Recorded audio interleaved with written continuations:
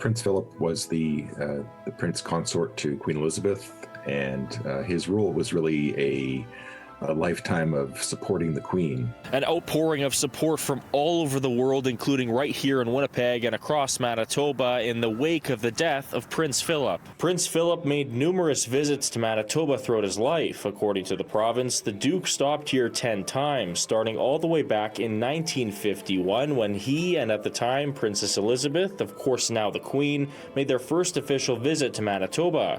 The pair came back in 1959, and then in 1967 he made a solo trip to Winnipeg to open the Pan American Games. Prince Philip greeted Manitoba several more times between 1970 and 2010. He had specific connections with the Canadian military, so I think those personal connections and the people that he worked with in the Canadian Armed Forces would be, I guess the loss will affect them more.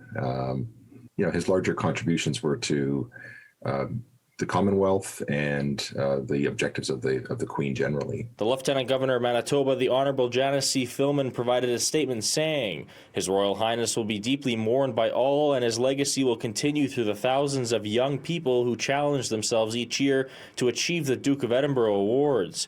The Premier also weighing in with a statement reading in part, "We'll remember his bravery during active service in the Royal Navy during the Second World War and his long association with the military, his dedication and commitment to supporting Her Majesty Queen Elizabeth as the longest-serving royal consort in British history." Mayor Brian Bowman sent his condolences in a statement saying, "Many Winnipeggers have fond memories of the Duke of Edinburgh's warm relationship with Canadians and in particular his visits to our city.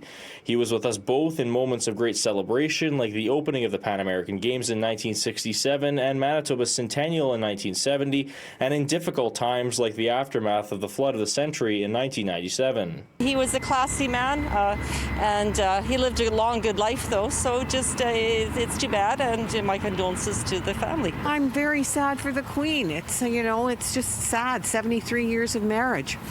And he gave up a lot, I think, when he married her. They were a great example of a long marriage and a very committed marriage. My condolences to the Queen.